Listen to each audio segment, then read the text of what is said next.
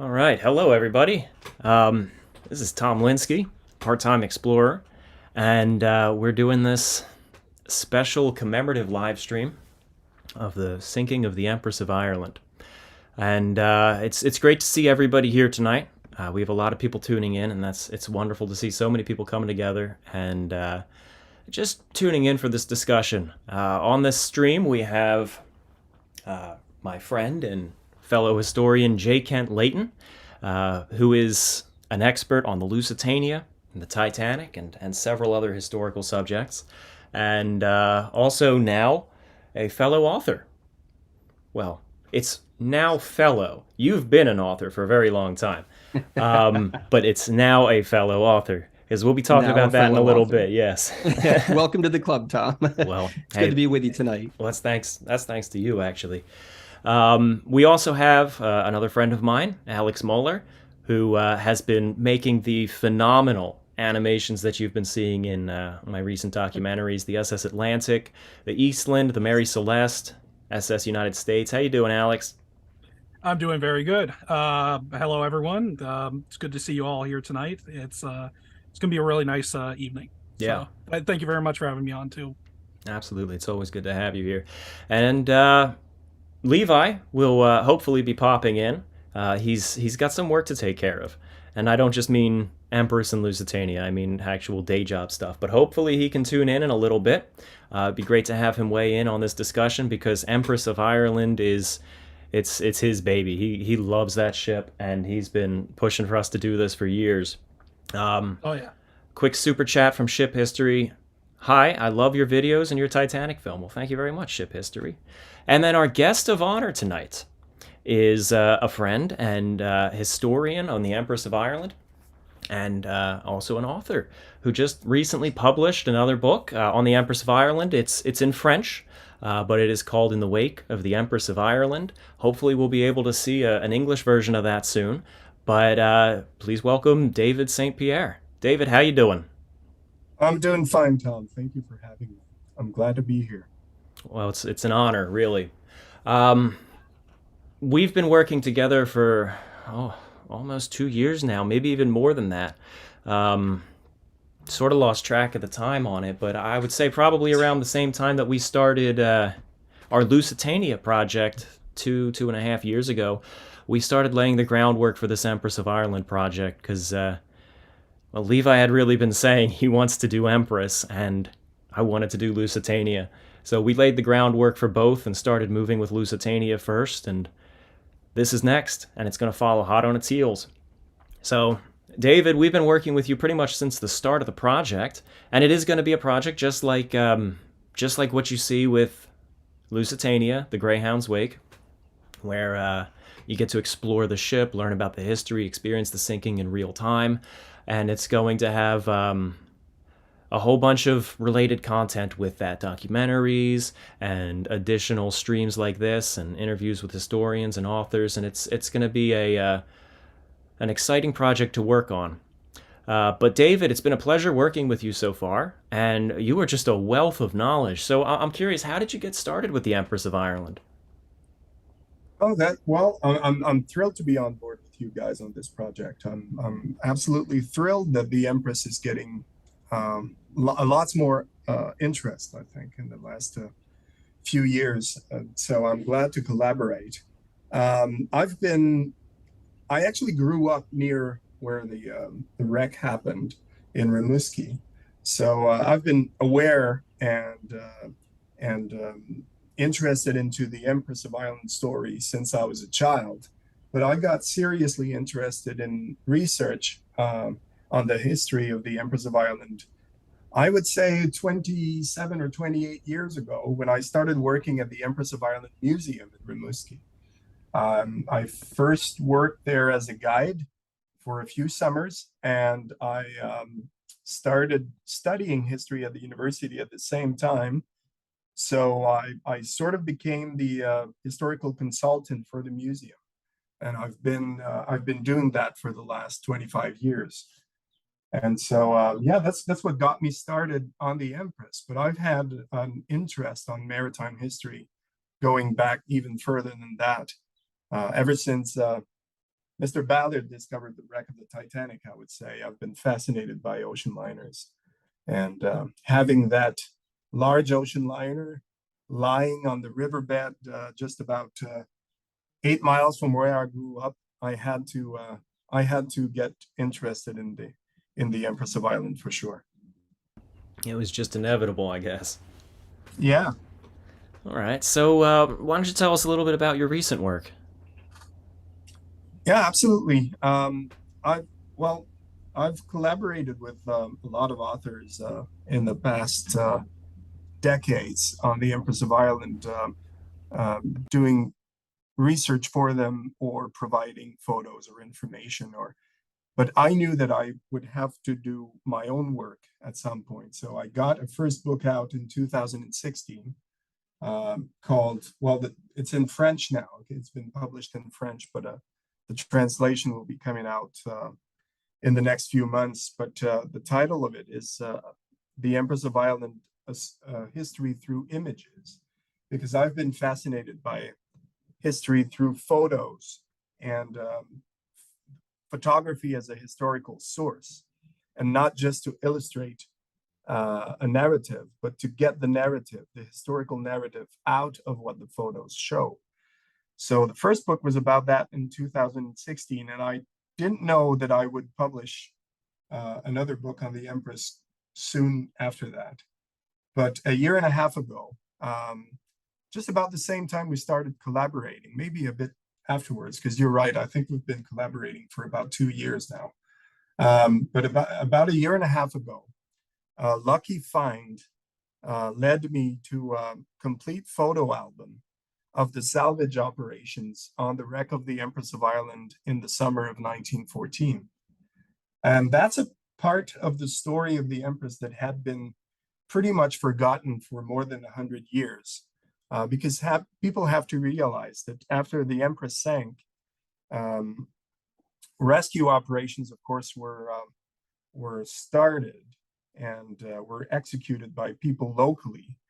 And then inquiries were put in place. But also the CPR, the owners, the Canadian Pacific Railway, owners of the Empress of Ireland, wanted to get the bodies of the victims out of the wreck, if possible. And the insurers, the insurance companies that insured the cargo on it, wanted to get the silver bullion and the purser safe out of the Empress, if possible. So a salvage company was hired to do that. And I've found a photo album of photos that were never published and never seen for 100 years of these operations a year and a half ago. So when I got that in my hands, I just knew that I had to do something with it. So the other book is basically based on this discovery of a photo album.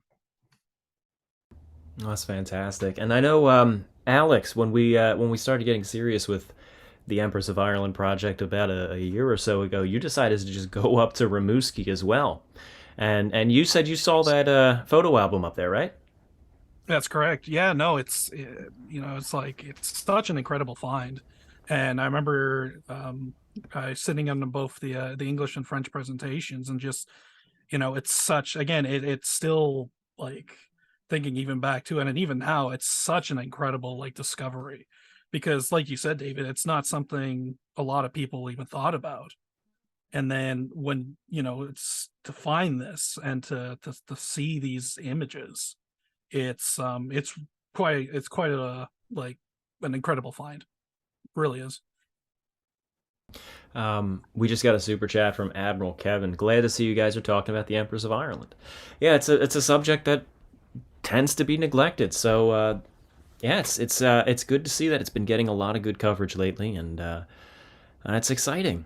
Now, David, all right, I gotta ask you, when you first found that photo album, did you say where you found it, by the way, or are you able to share that? Yeah, I can say it. Actually, a friend of mine is also a historian. He specializes in photography, and for a couple of years, his name is Sébastien Hudon. And for a couple of years, when I find stuff that's of interest to him, I send him links to auctions, and he does the same for me. He's not that much interested in maritime history, so as soon as he found something interesting to me, he sends the links. So he spotted two photos that were sold separately on eBay of the Father Point Lighthouse and people transporting large equipment on the Father Point pier. So he sent me the links and said, "Well, David, that's up your alley. I think you'll be interested." And the photos were identified on the auction as circa 1910 Quebec Lighthouse. So it was pretty much nondescript. And as soon as I saw the photos, I saw that the people transporting the equipment were dressed in British Navy uniforms. And the only time that when that happened was right after the sinking of the Empress, because the HMS Essex, a British cruiser, was in the St. Lawrence at that time. And as soon as the sinking happened, they were asked to go and render assistance for the rescue operations.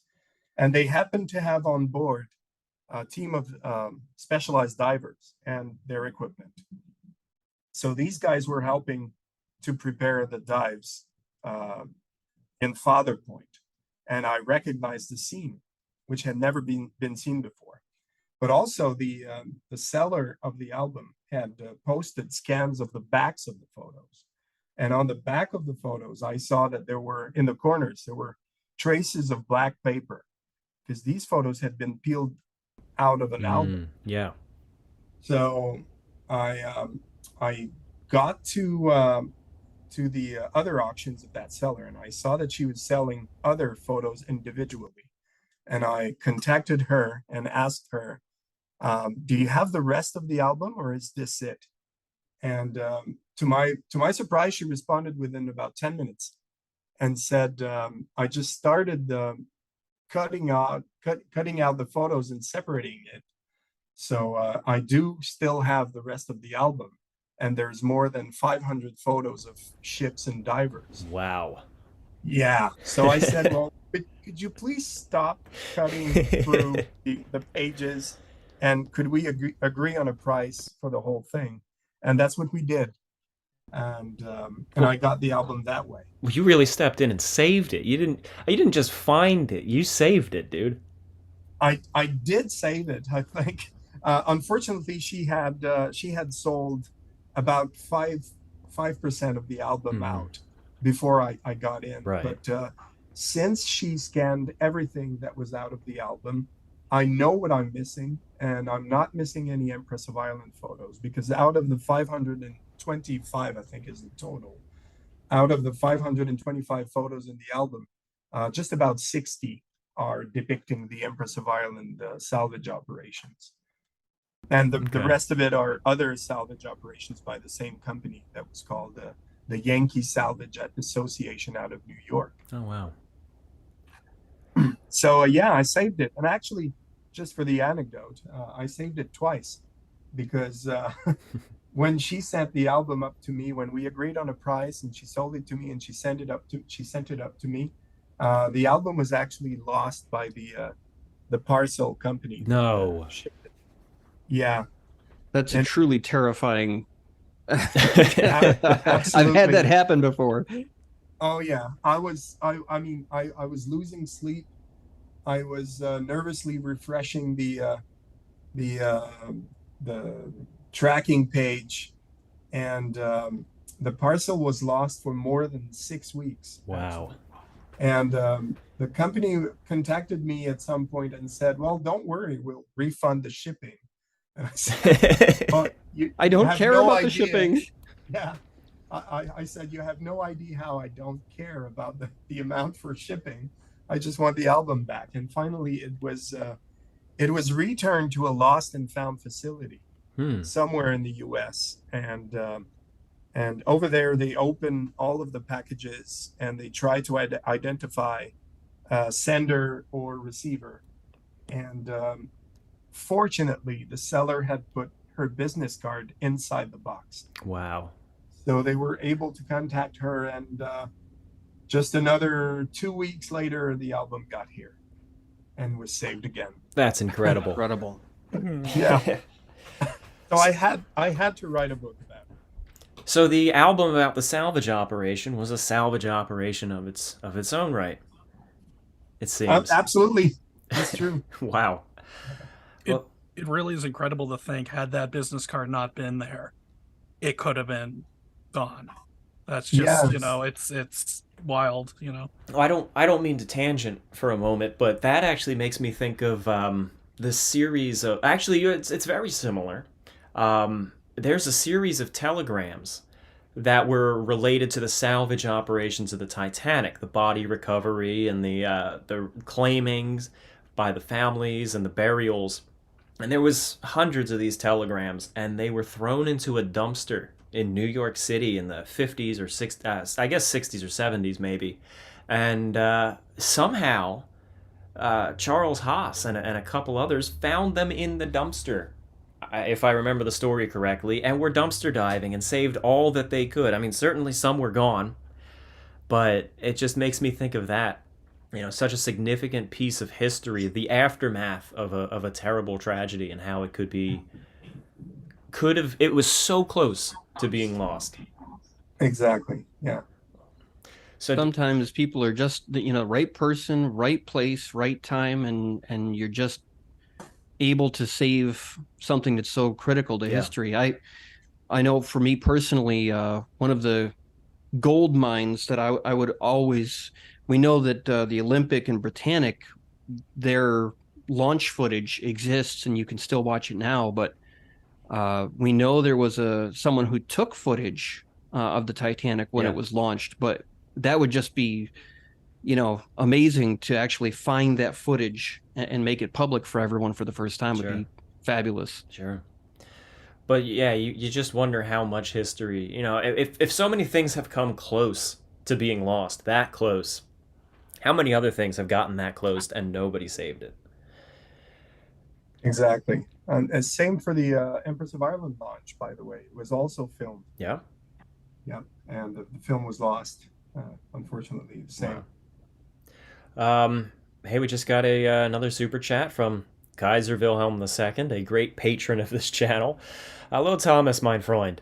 Imagine my surprise when I saw your live stream. Sorry for my tardiness. Well, it's great to have you here, Kaiser, and you'll definitely be able to replay the first 15 minutes of this, 20 minutes of this when it finishes. But with us here we have David St. Pierre, Empress of Ireland historian and author, and we were just discussing how he salvaged these photographs of the Empress of Ireland salvage. So, David, the wealth of information that can be gleaned from looking at even just those 60 photographs. I mean, I haven't seen them yet, but it must be so much. I was wondering if you could tell us what can we learn just from looking at them? Oh, yeah. Well, first of all, you got to remember that this is an era when salvage operations were pretty complicated stuff. It's actually quite complicated now, but at the time, these were hard hat divers. The operations needed a lot of manpower, a lot of investment. It was really risky. And so the pictures depict just that. They show all of the equipment that was involved, and that's a lot. They used up to 16 divers in rotation all through the summer of 1914. I counted up to 25 guys around the divers that helped them. 2 boats were mobilized for the whole summer. They even had a decompression chamber over the wreck on a wrecking boat, which, according to the sources that I've found, and actually the autobiography of one of the engineers that was consulted for the operations at the time, it was the first time in the world when a decompression chamber was brought over a wreck.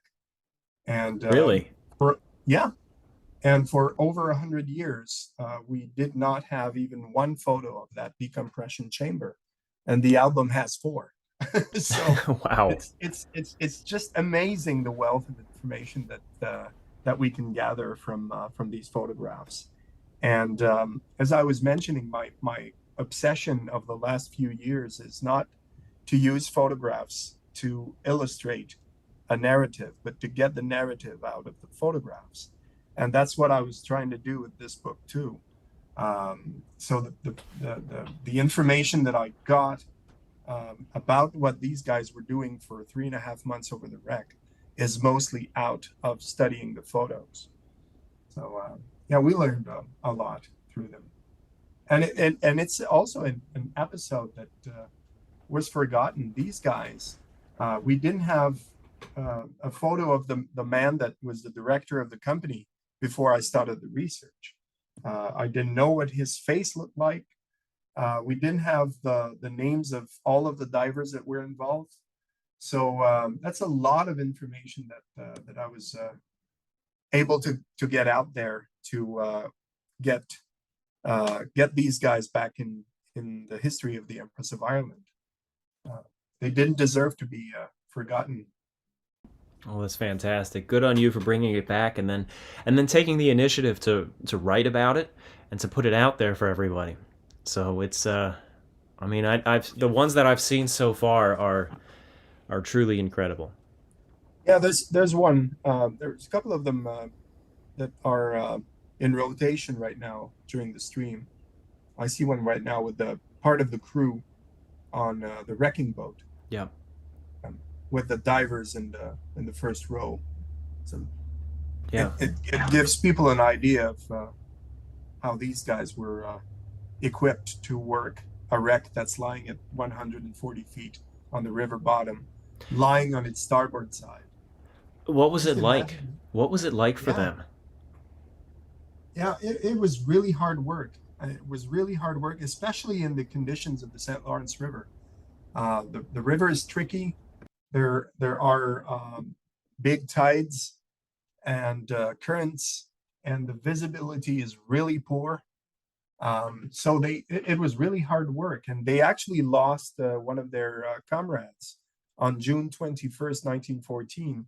A diver employed by the Yankee Salvage Association by the name of Edward Cussaboo lost his life doing the salvage operations. Wow. So it was really risky business.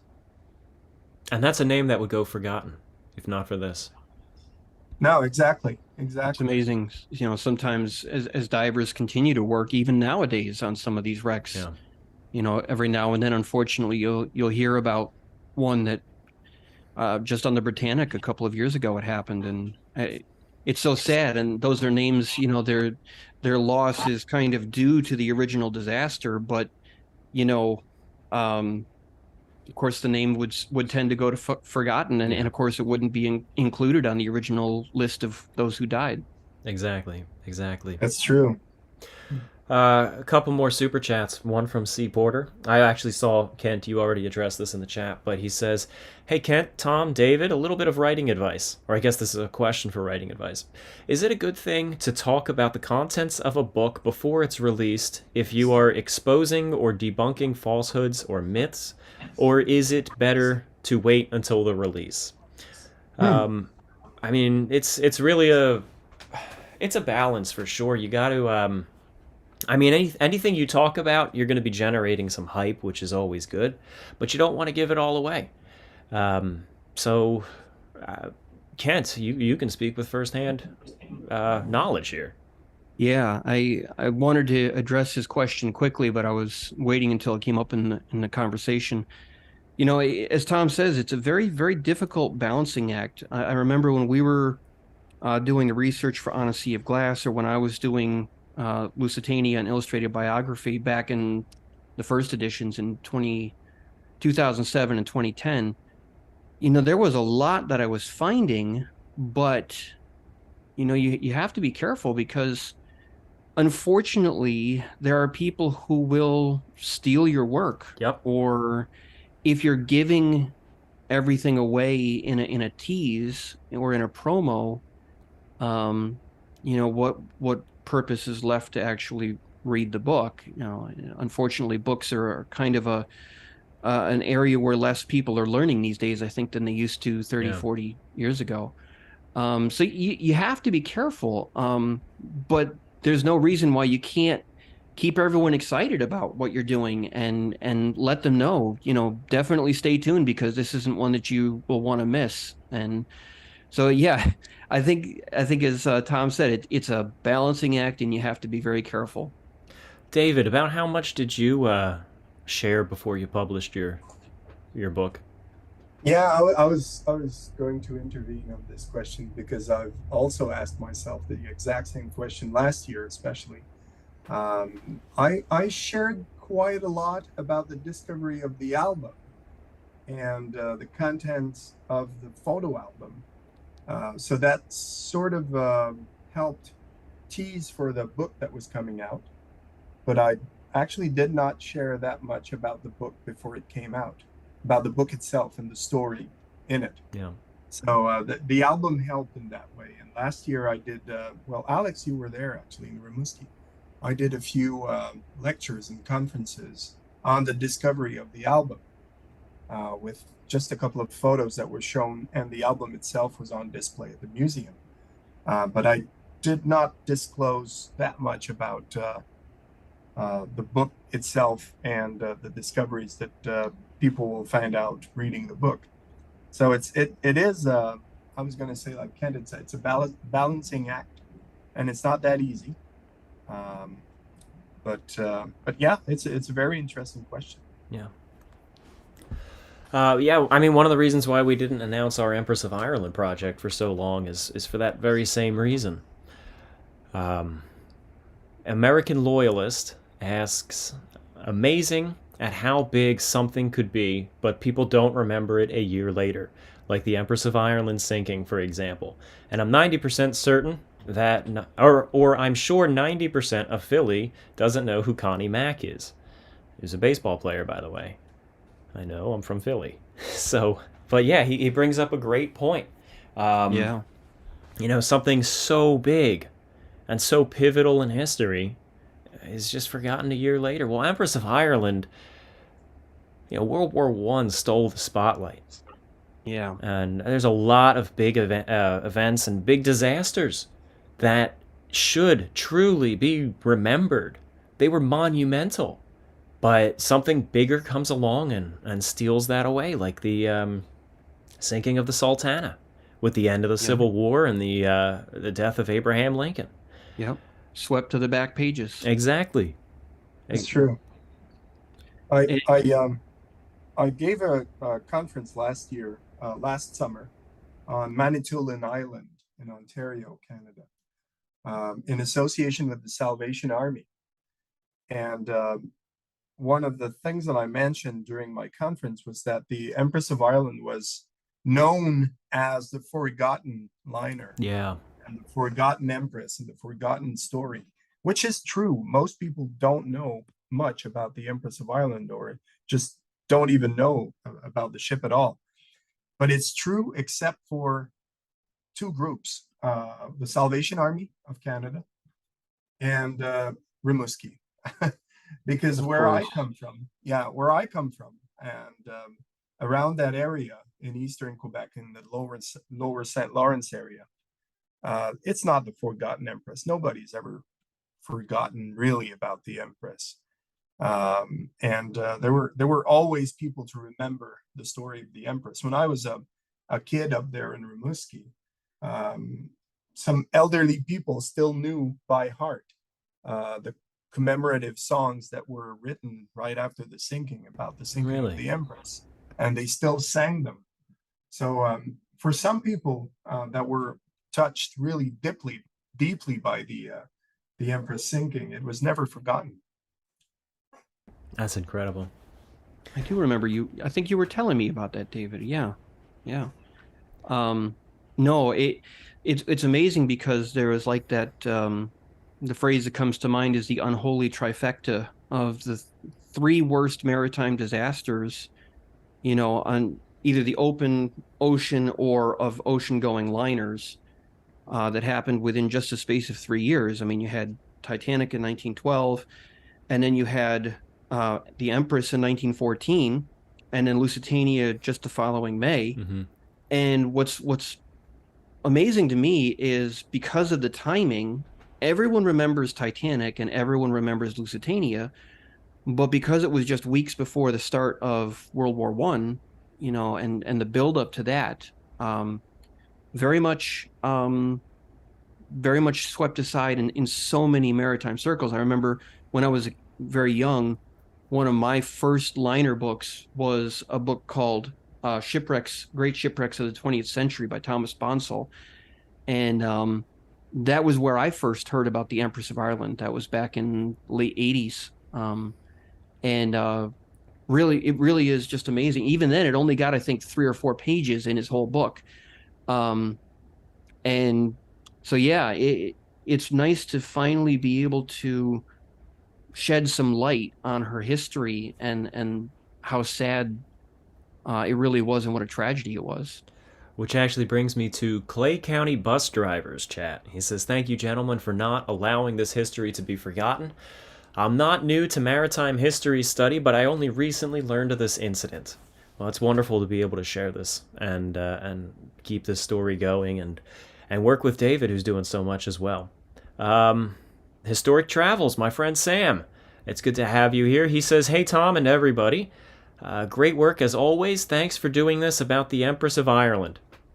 Do you know how many Titanic survivors were on board the Empress? I thought there was 1 or 2. Yeah, there's one that's proven. Yeah? There's one crew member who survived both sinkings. And it was actually proven just about 12 years ago using his signatures, because it's been an urban myth for a long time that a man named William Clark, who was a fireman, had survived both sinkings. But it actually was proven using his signature on the Titanic roll of embarkment, I think, as a crew member.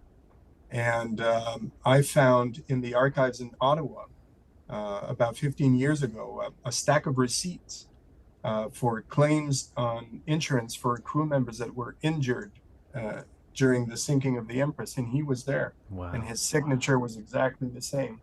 So it's Incredible. the same William Clark who survived both sinkings for sure. Incredible. Yeah. Hey, David, I got a question. Hey, it's Is Levi. Hi, Levi. AI exist? I've read also that there were Lusitanian Empress crossovers. Is that true? There are, yes. There's well, actually, that same William Clark somehow in some No.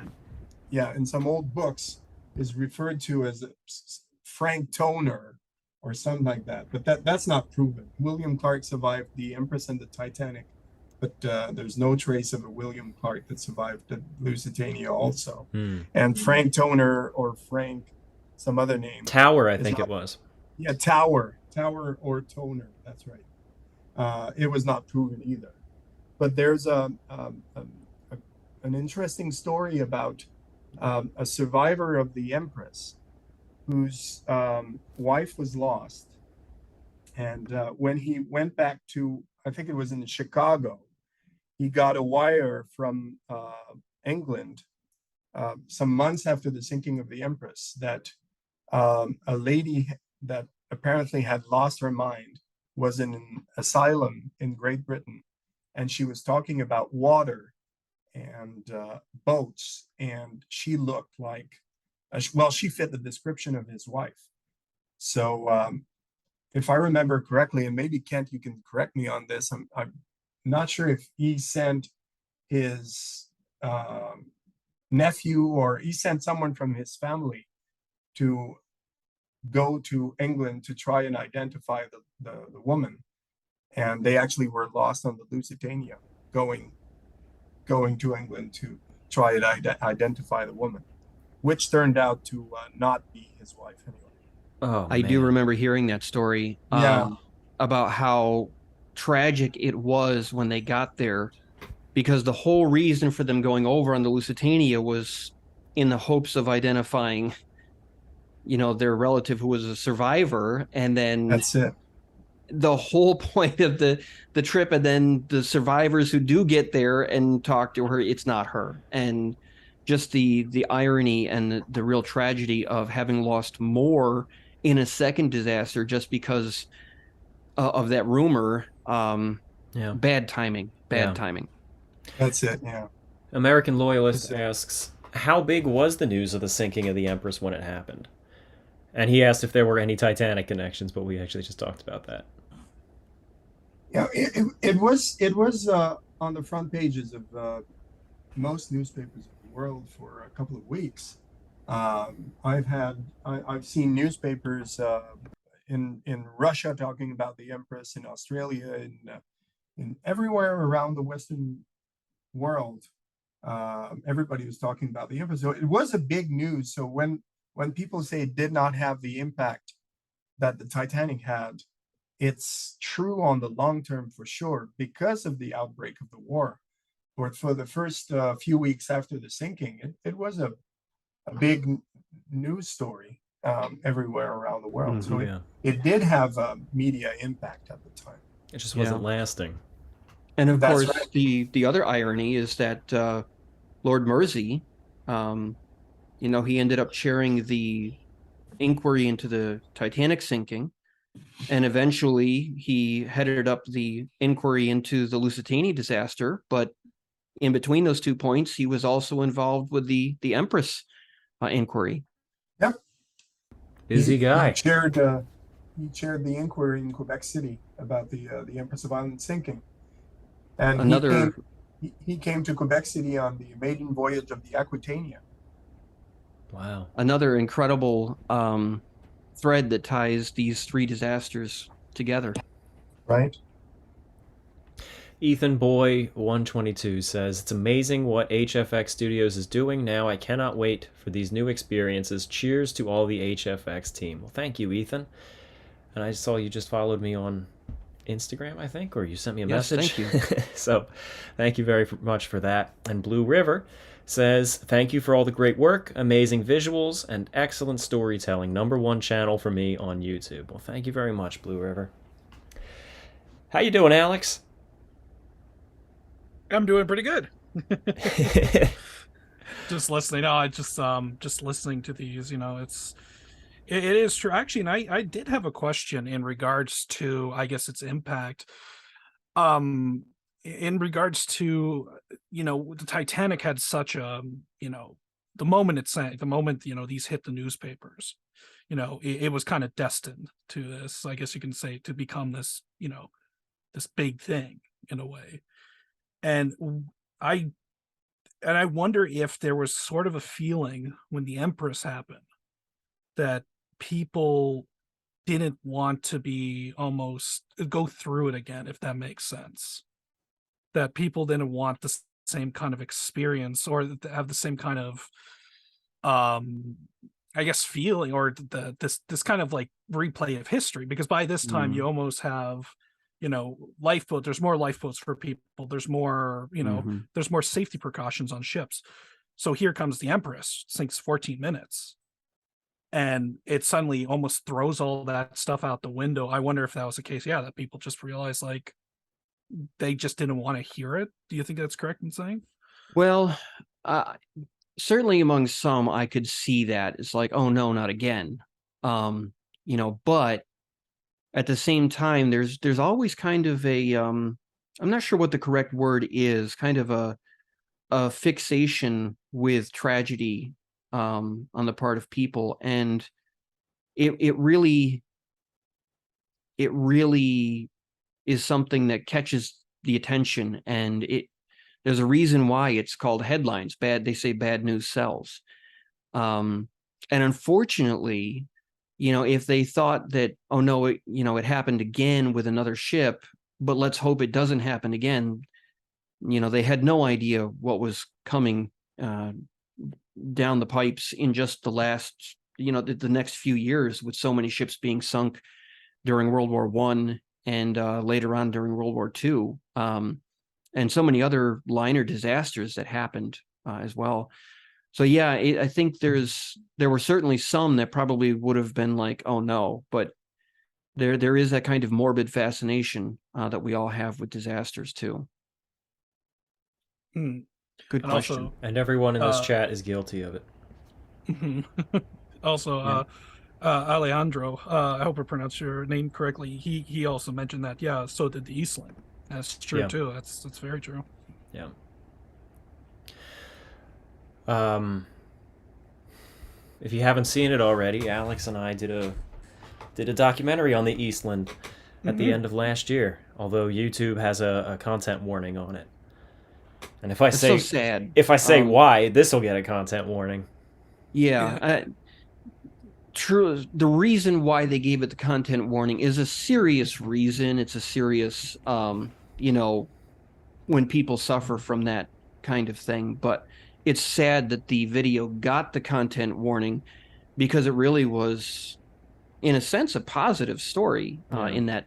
So by all means, check out that Eastland video. I have to say, I've been watching ship documentaries since I was a kid, and I don't know if I ever told you this one-on-one, Tom, but I think that was probably one of the best boat documentaries, ship documentaries that I've ever seen. You really cut through a lot of the myths in the Eastland disaster, and it was the visuals in that were fantastic too. Well, thank you very much. Yeah. I appreciate that. That was actually one of the Like- first real documentaries that Alex and I did together. Alex did the visuals on that, and Yeah. I do have to say, yes, they're stunning. But you need to see some of his newer stuff. I appreciate it, my man. Real quick though, while there's the chat, while it's recent in the chat, and Andy Happy Guy got it right. That is why the video got censored. Even though the guy didn't go through with it, just I said the word, and that was it. Anyway, David. I mean, these photos are still flashing up on the screen, and I'm watching them, and some of them are from this album. Some of them are from, just other photographs of the ship. I was wondering, do you have a particular favorite photograph, either from this album or Empress of Ireland in general?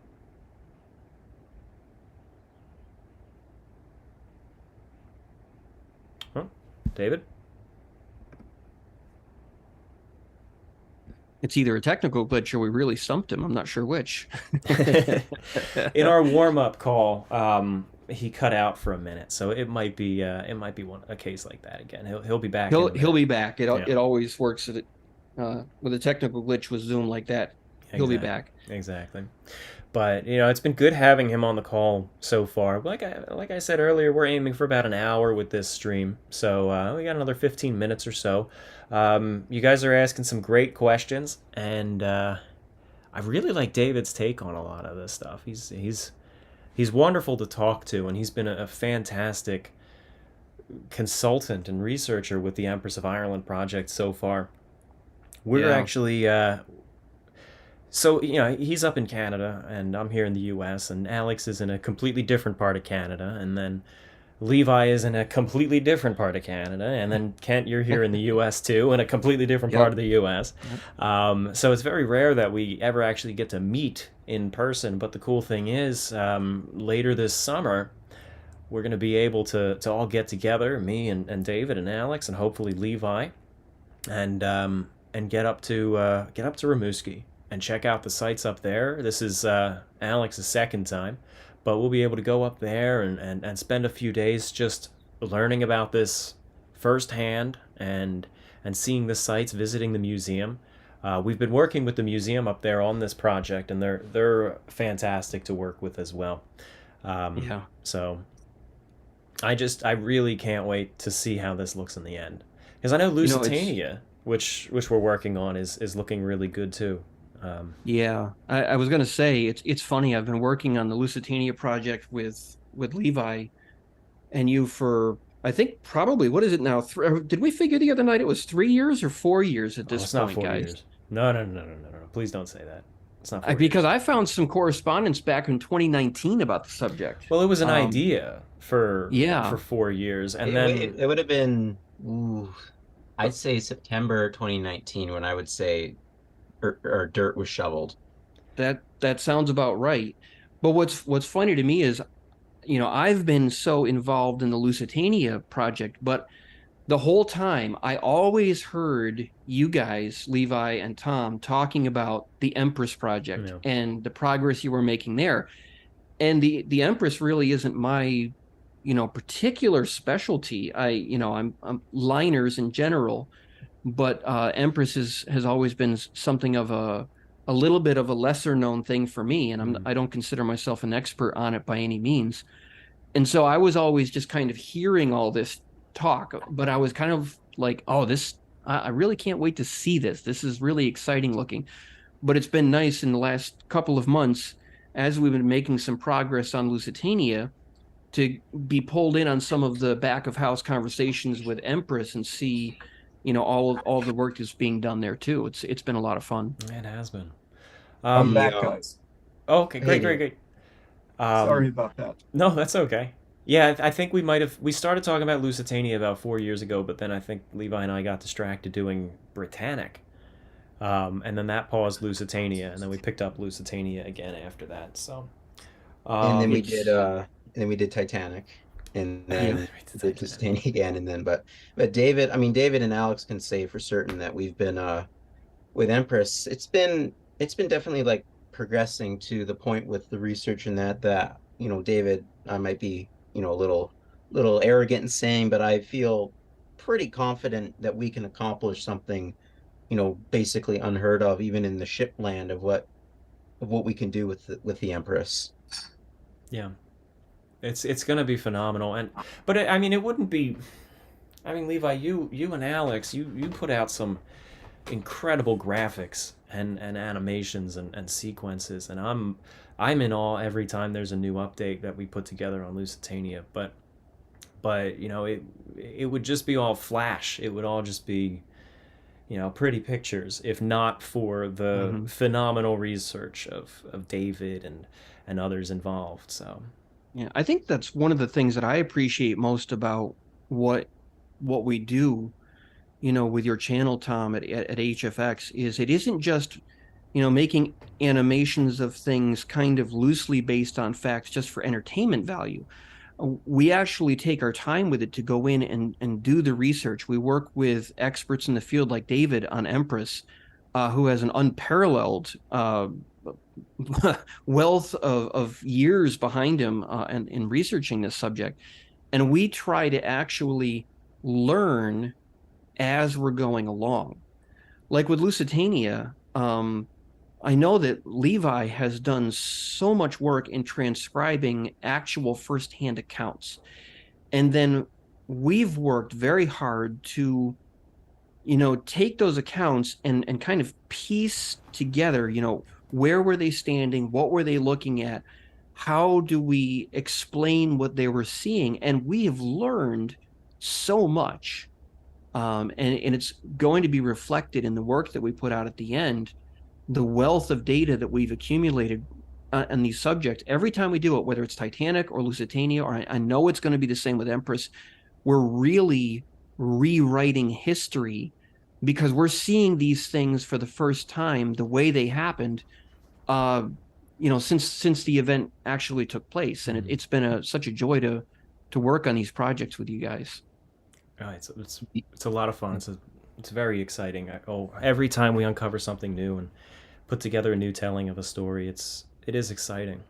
Now, David, just before the technical hiccup, I was asking if you had a favorite photograph, either from your album or just of Empress in general.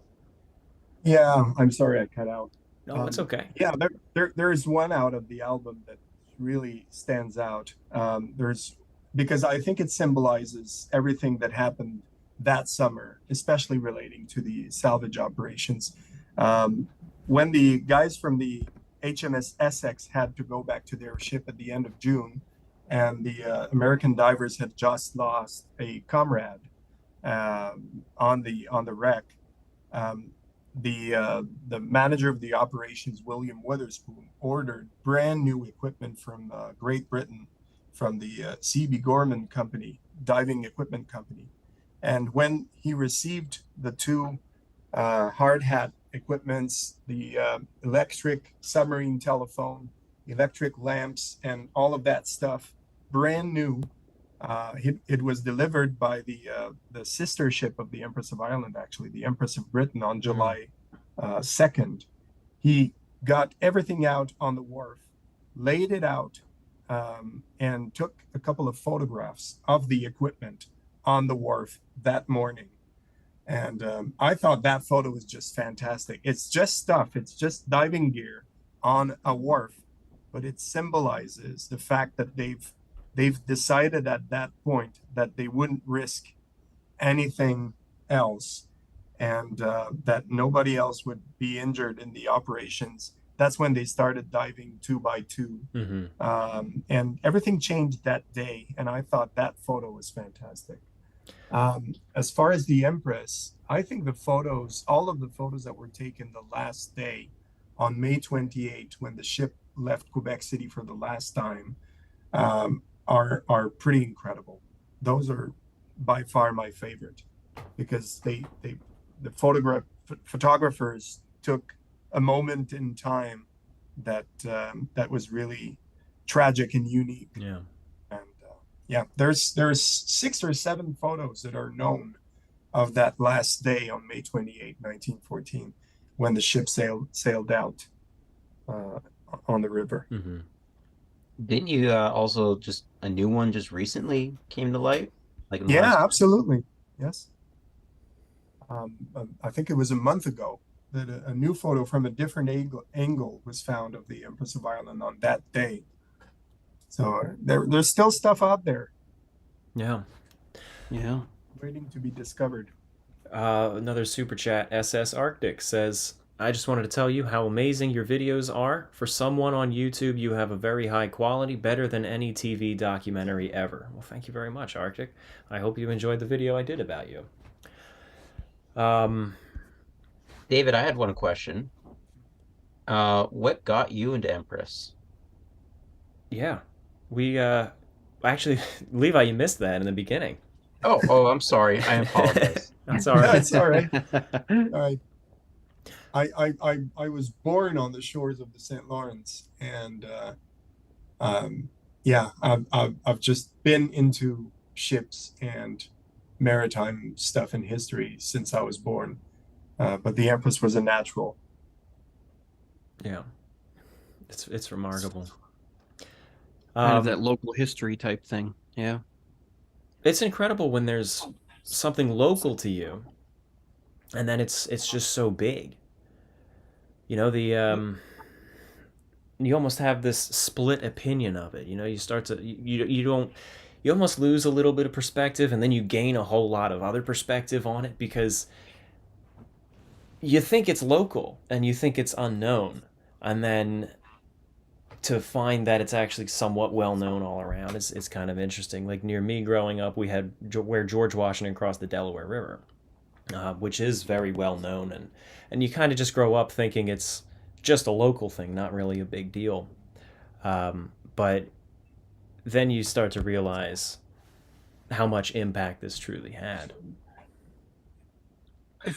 I think it's really amazing too when it's wild sometimes when you, like, for myself, it's just, being obsessed with Titanic for so long, and then really just realizing in our backyard, basically, there is a shipwreck only happens 2 years after.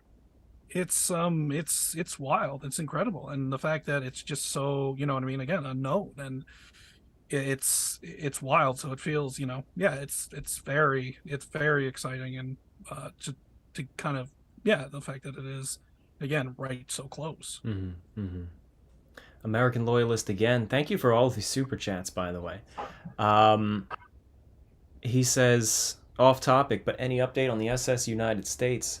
I don't have any update on what they're doing. I'm sure you saw the video from earlier this year, and so I don't know what's going on. I know that they had an issue where the mooring fees essentially doubled, and they were concerned about where they were going to get that, but I haven't heard anything since then. James McCarthy says, "Love this stream. I had never heard much about the history of this ship before. Love your documentaries. Can't wait for more. Thank you."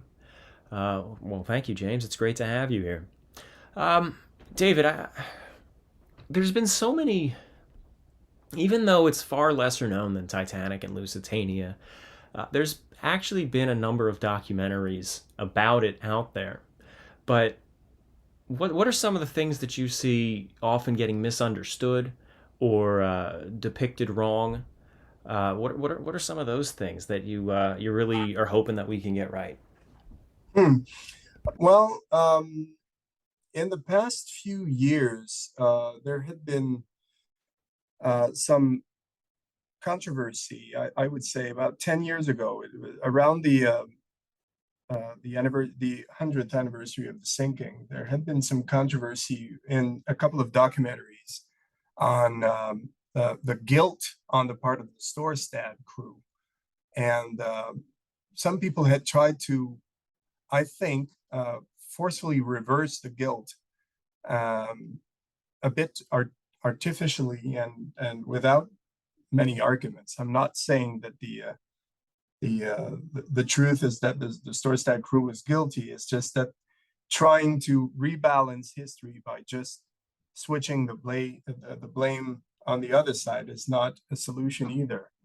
And what I'm hoping is that the research that we're doing now and reconnecting all of the testimonies and just doing just having a fresh look on all of these sources that are available now and that were not available 20 years ago will help us get a version of the events that's objective and plausible and that's free of that blame game that's been going on for the last few years around the Empress. I saw a couple of books come out in the last few years that just blatantly blaming this officer or that guy or that. I've never been into that sort of historical rewriting. So I'm hoping we'll have a balanced and truthful and plausible look into what happened that night. Well said. Well said.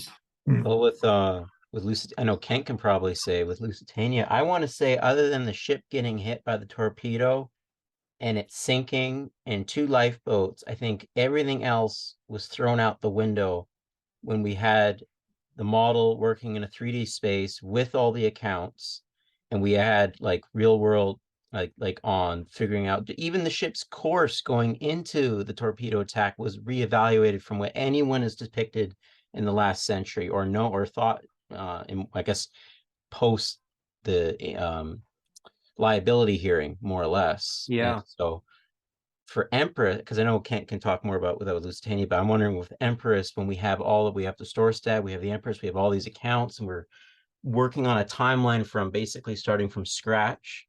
I'm fascinated what will be reevaluated, what will stay the same, or maybe what completely new ideas will not come up with, but learn about.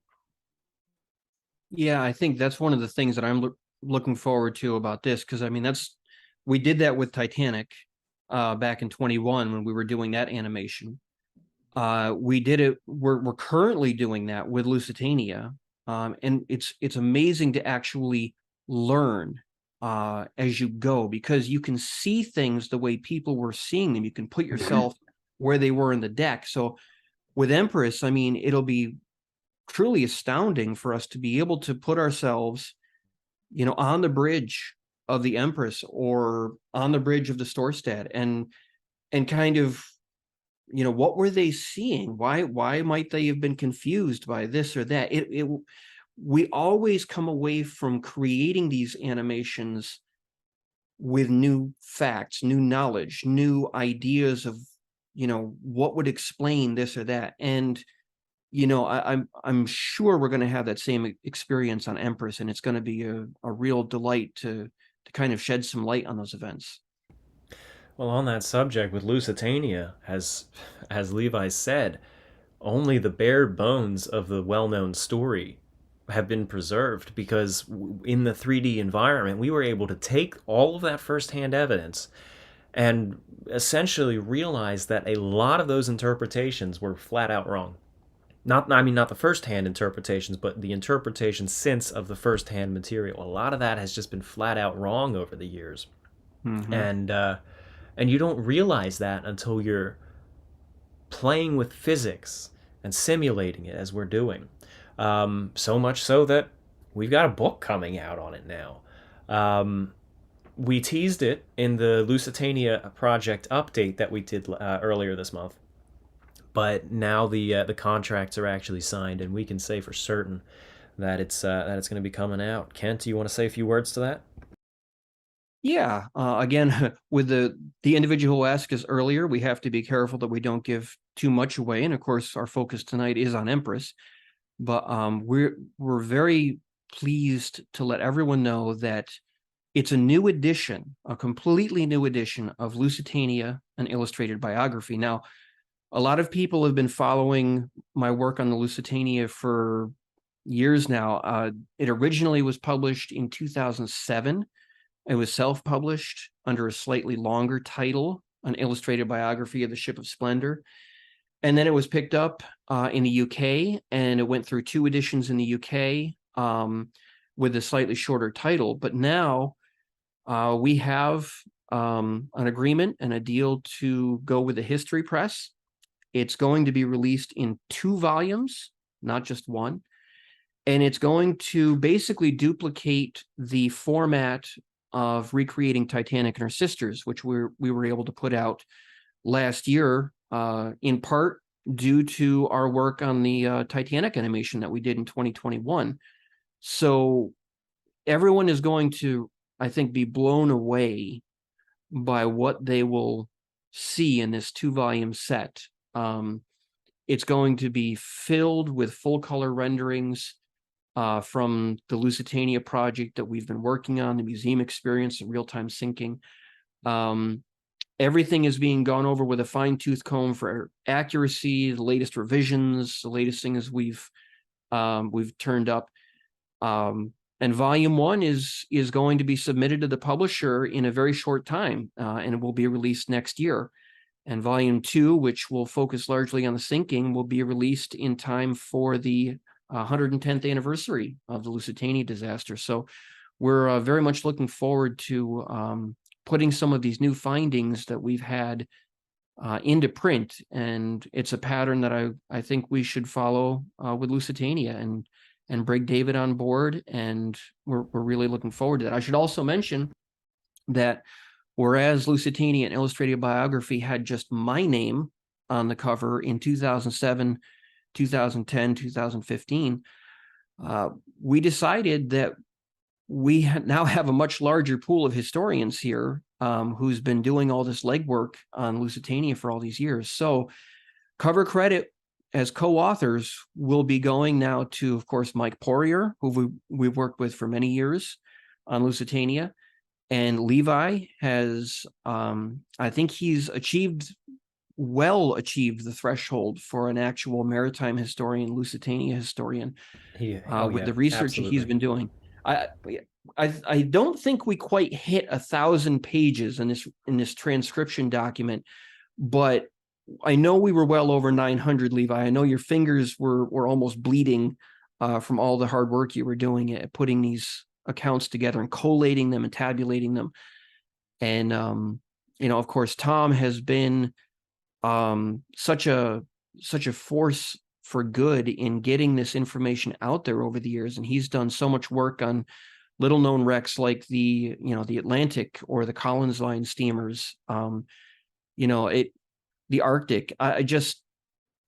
It's been a true privilege, and it's going to be wonderful to have all of you sharing cover credit with me, because I always prefer working with a team rather than just going it alone. And you guys have been so great to work with, and it's something that I definitely want to repeat with the Empress project. I want to see that happen. That would be wonderful, and hopefully that's something that David would be interested in joining us on. That would be a lot of fun, and I think we could put a lot of the information that we find from Empress out there and make it available in a medium that's respected, and will have some real sticking power.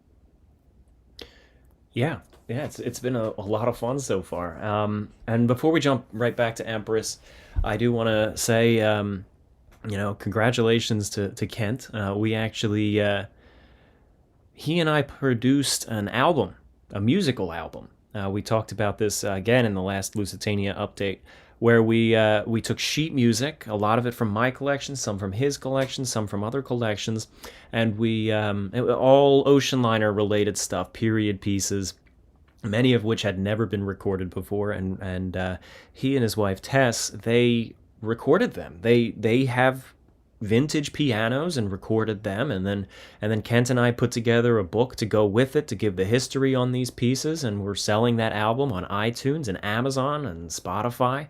And I don't know how reliable this is, but apparently there's certain websites where you can track how albums are doing, and we charted at number 2 for a few days in the instrumental category on iTunes. That's right. I don't That know. absolutely blew me away. I don't know how that happened, but that's that was a lot of fun to put together, and it also features the Empress of Ireland waltz, which I don't know I don't know if that had ever been recorded before. It might have been, but I collected the sheet music from that. I have an original copy of that, and we recorded that and put that song into this album. So again, you could find that on iTunes and Amazon and Spotify and a few other places as well. David, I actually was going to ask David. I don't know if he knows or not. I don't want to put him on the spot. But what's interesting about this Empress of Ireland waltz that we put in the album, we were looking at the copyright date for it, which was 1908, and of course we all know that the Empress of Ireland had entered service 2 years earlier in 1906, and so we were kind of curious, and maybe you know the answer to this. Do you know, David, what had spurred the writing of that specific Empress of Ireland waltz? What was behind it, the story behind it? Well, I actually don't know exactly what prompted it, but if I remember correctly, on the first page it says with compliments by the Canadian Pacific Railway Company. So I always thought it was ordered as a special occasion song by the CPR to honor the ship. So, Yeah. But I don't know exactly what events happened in 1908 to prompt that. Yeah. And just a fun fact, you were asking if it was recorded before. It was certainly locally, because when I started working at the Empress of Ireland Museum in Rimouski in 1996, it played over and over and over again in one of the exhibit rooms over there. So it was recorded at that time, and it was played endlessly. Wow. But I like it. It's a good song. I had actually, right before this call, David, I said I could get you a free copy, and then you go and tell me you already bought it. Yeah, I did, and I've been listening to your album for the last month. Or when was it released? I bought it the night it was released. Wow. Yeah, about a little over a month ago. Yeah, that's it. And I've been listening to it every day since then.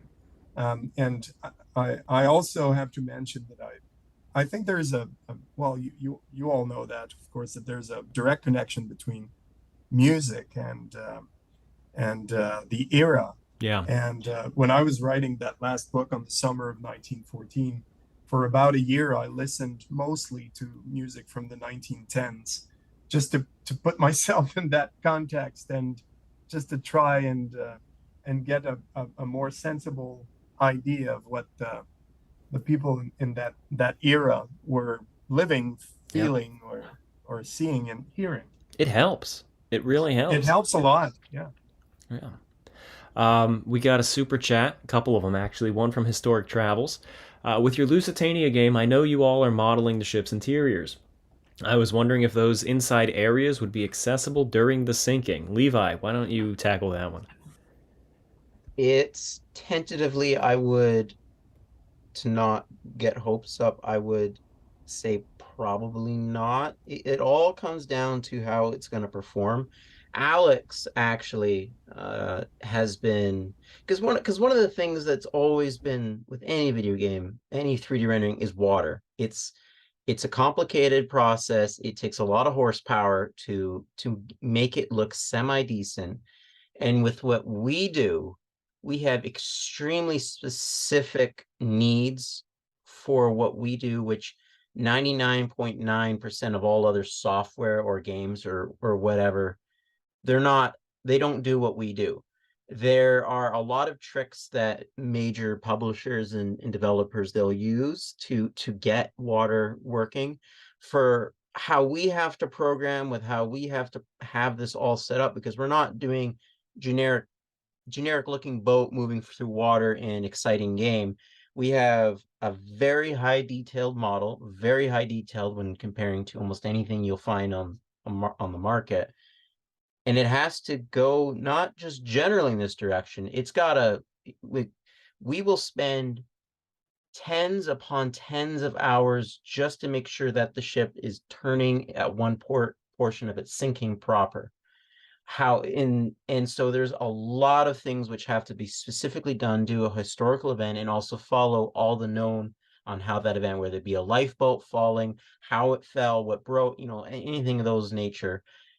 And all of this means that all traditional water systems or anything else or even how programming's done is completely off the table. So it's basically got to be home built and scratch, which is difficult. And this is why you don't see, other than Titanic Adventure at a Time from 1996, which technically didn't have moving water. No one has attempted that really since, other than Britannic. And any detail other than a very, very low, simple, there's been a couple little things done, but no one does it because it's very hard, and there's no easy way of tackling it. So Alex, one of the things is getting the ocean, because you can always improve stuff. And Alex was able to get a water system that surpasses anything in terms of looks of just the ocean of any project that's been released to the public, for what an ocean looks like. I have high confidence that people will be very, very, very happy with what he's come up with, and at good performance. So what the key is that the more you add, the more that your computer is going to have to process. And so certainly you will look into any window anywhere in the hall. We mentioned this in the live stream, and there will be a representation of something behind it. Now, what you saw on the live stream was nothing more than when I had finished the outline of the rooms. Alex is going to be going in there, adding like little pieces, like low detail furniture, like beds, make it so it's not just all pure white walls, right? Obviously, there's rooms that have white walls. There's going to be dark mahogany, and all those things. So you will see something, whether or not we let you go into it. And this is the same thing with Empress. Lusitania lists a lot throughout. It has that initial 15-degree list, and then later in the sinking, it gets to a very, very high. And the problem with video games is obviously when you're running around, the world never moves when you're on. Typically, when they design a video game, you have this world and the player goes through it. Here, our world, which is the ship essentially, is moving. And so that creates technical problems. For example, when the ship is listing over and you want to go upstairs, there's going to be, anyone who's played Britannic will know this, at the very end of the sinking, when the ship is completely turtling over, you can't really go upstairs because you're suddenly walking up the wall more than the stair, and your head can get stuck. And so that's the other problem, is stuff like that. It's not just simple, hey, let's add an interior. There's all these technical things we have to make over, because if it's something where you just get stuck and it's no fun, you don't want to open that up to the player, because someone just will get frustrated. Even in Britannic, we had a respawn feature where you could hit a button and it'd respawn you if you had got stuck. So for Lusitania, it's going to be performance, and also that it's technically fun, in the sense that, not fun because it's obviously sinking, but fun in the sense that you're not going through it and you're just frustrated and getting stuck in very small corridors and stairs and all that. And of course, there's an added layer of complication when it comes to Lusitania and Empress of Ireland over Titanic, and that is those ships sank so quickly. So whereas with Titanic, I mean, you can kind of have water level rising in a certain room very slowly and evenly, and you kind of have a little bit of time to animate that that process in a I want to say a relaxed way. With Lusitania, I mean, she was going under so quickly, and spaces were flooding so fast. And the same with Empress, that it adds a level of complexity to what Levi was talking about. It's just these are very, very complicated scenarios we're trying to rebuild. Yeah. And even to that, with Titanic, it's not quite obviously like James Cameron's film, but in a general sense, Titanic sank mostly on an even keel, and so when you flood it, you can get away with a couple of visual tricks of water essentially cutting through certain areas, and it looks fine.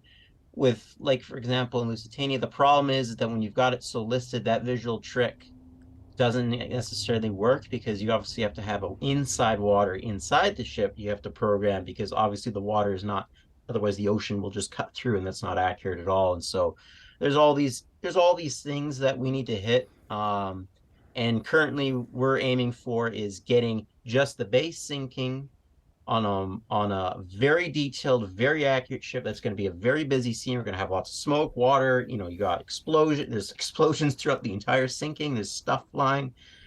Get all that working fine. Get that performing. So even on a mid level computer, and also, hopefully we can still get it on a Mac and get it running for that. And if we're at that stage and it's looking awesome, then we'll more than likely can really try to see if we can open up doors to certain areas. I mean, not the whole ship, obviously, but like on boat deck, let you walk across the entrance and you see the elevators, right? In that staircase. That would be something that we'd love to do.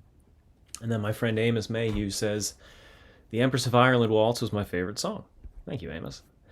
Levi, thank you for that explanation. It's definitely a huge technical feat what you and Alex are pulling off. I was blown away by the performance tests that he was doing with the water, which has, as you said, has always been a detriment to most projects, including some of the stuff that we were doing earlier on. And then with Empress of Ireland, it's going to be another hurdle, but I really do think that our breakthroughs with Lusitania is going to make our Empress production a lot easier and streamlined. Absolutely. There's a lot we're learning, and a lot I've learned, and I know Levi. We've all learned with making Lusitania, and it's going to be exciting implementing all these new things, and to really make Empress, such a great companion piece. And I think it's going to be a really fantastic experience, and I think people are going to really enjoy it. And we can get away with even more probably because it's nighttime. Exactly. Oh, sorry, Levi. Yeah, because like with Britannic and Lusitania, the problem is that they're absolutely beautiful, flawless days, nice calm sea, but it also means you can see literally anywhere in any direction. And so when we're with Empress, right, we'll be able at night. Same with Titanic. You can mask a lot of things when it's dark, and you can pull a lot of visual tricks that you just usually can't in other places. That's right. Exactly. So David, for anyone listening in who I said this earlier, but just to reiterate, down in the description, if you are interested in the French copy of it, you can actually you can go purchase it. I dropped the link in the description to this stream for where you can purchase that book. And I think even just for the pictures, even if you don't speak French, it's going to be well worth it just to pick that up. But again, I'm looking forward to an English copy as well. Yeah, they will be coming. I'm working on the translation, so Awesome. stay tuned. Awesome. Well, maybe we'll have to do this again then. But hey, I just to close this off, is there anything that sort of resonates with you about the story of the Empress or the story of the salvage, or anything that people should take away from the story of the Empress of Ireland? Well, a lot has been said about the fact that it sank so quickly, and when I do conferences on the Empress, I often compare the Empress with a 450 room hotel that just sinks in 14 minutes and disappears completely from the surface of the river in the middle of the night. So it's just the terrible disaster that it was, I think, deserves to be honored, and I think it's worth it to get the story out there and to get people talking about the Empress. So if I'm getting something that people should take out of this discussion and out of the future project that we're doing together is just that this ship deserves to be remembered, and the people that died on it deserve to get their place back in history. Well said. Well said. And in the chat, Nicholas Hache, I hope I said that right, says the book is definitely worth it. Trust him. So there you go. We got an endorsement from Nicholas. Thank you for that. Yeah, I strongly encourage anybody to go check out that book. And even though I haven't been able to read it, I can tell you that David is, well, I think it's almost safe to say that you're one of the foremost historians on the Empress of Ireland. So the book is going to certainly be worth it. Thanks a lot. Absolutely. And, I'm glad I'm on board with you guys to collaborate on the project, on the Empress project. Absolutely. And and I was just going to say, I see in the chat that there's lots of questions about the interiors of the Empress and recreating the Empress. I think we're lucky that there's lots of sources available for the Empress. There's lots of photographs, lots of plans. So I think it'll be a challenge for sure, but it's feasible, and it's going to be great. Yeah. And the nice thing about the photographs in the book is that photographs rise above language barriers. Yes. So even if you can't read French or speak French, it's well worth it to see the photographs that are contained in there because they're so rare. Yeah. Well, thank you very much for joining us, David, as well as Kent, Levi, Alex. It's great to have everybody here. I always enjoy our discussions. And David, I'm looking forward to actually meeting you face to face in a little bit later this summer. Yeah, soon enough. Yep. All right. Well, thank you, Looking everybody. forward. Thank you for. Oh, I'm sorry, Alex. Was that Alex or Levi? Okay. It was Well, not me. anybody. Anyways. Anyway, thank you everybody for tuning in. Great conversation, great chats coming in, great questions. I appreciate it all. And thank you again. Everybody have a good night. Thank you again. Take care. Take care, everyone. Thank you, everybody. Take care.